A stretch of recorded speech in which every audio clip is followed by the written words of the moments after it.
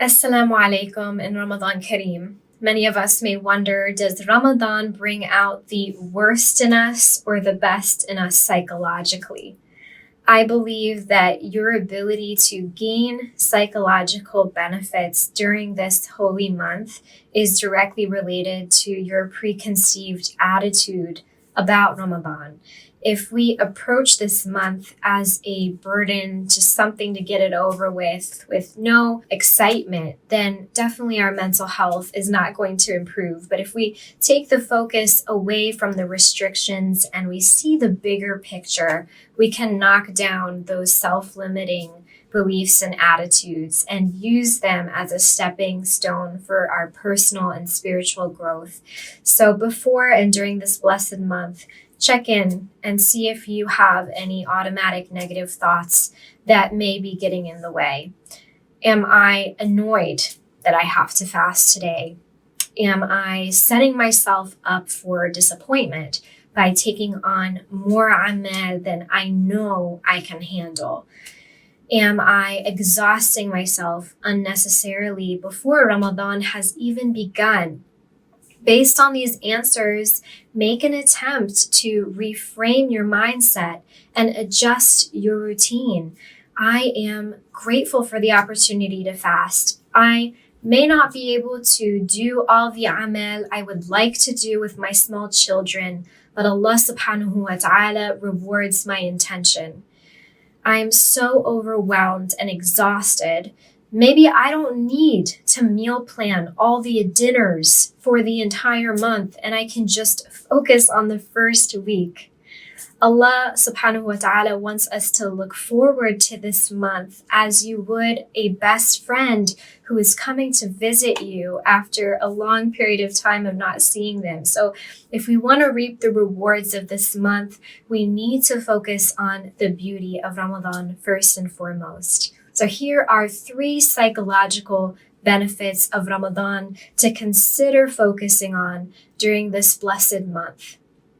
First, Ramadan really helps us develop our self-awareness and self-insight. We all can probably think of the friend who is hunger angry or hangry during Ramadan, or the coworker who constantly blames their forgetfulness on fasting. And there are also those who may strive to have the most impeccable Ramadan decor and traditions for their families, while at the same time feeling burnt out in the process of this perfectionism. And I believe that Ramadan brings out the qualities within us that we need to work on the most, and that our adverse psychological reactions or triggers are an indication of the areas that we need to work on and we need to focus on not only during Ramadan, but throughout our lives. For instance, if you're finding that you're easily irritated with others while hungry, this may be an indication that you need to work on your communication skills. You need to work on your emotional regulation, not just during this month, but throughout the year. If someone is experiencing forgetfulness at work, perhaps one should ask themselves, is this habitual? And how can I create systems in place to help myself improve my memory and my discipline, inshallah?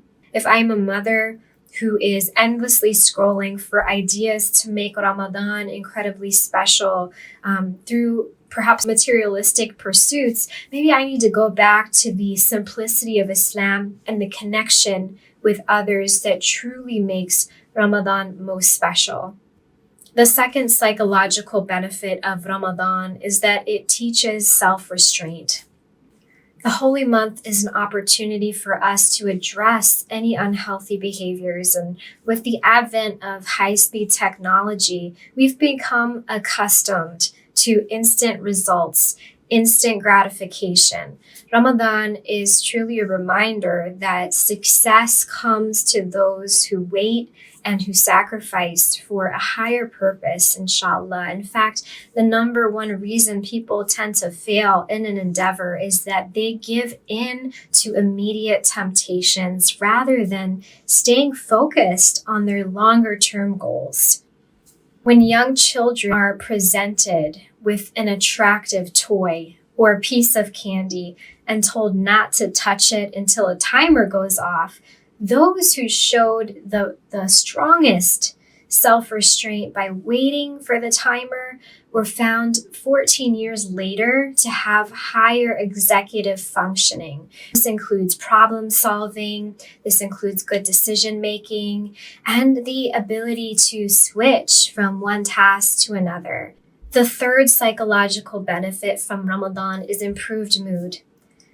An article published in the Journal of Research in Medical and Dental Sciences conducted on students in Iran found that fasting during Ramadan increases positive mental health. Several other research studies have also demonstrated that individuals fasting during the month of Ramadan have shown a reduction in stress, anxiety, and even depression. Other spiritual practices have also been found to help mitigate psychological stressors by using one's faith to come to terms with psychological crises. Additionally, throughout Ramadan, there is an emphasis on engaging in charitable actions, and that can boost endorphins, our feel-good brain chemicals. So being charitable, it helps to improve not only our self-esteem as we become immersed in more meaningful activities, but it also helps us to combat feelings of loneliness and feelings of isolation. I pray that this Ramadan you reap not only the spiritual benefits, but also the psychological benefits of this blessed month. Wassalamu alaikum wa rahmatullahi wa barakatuh.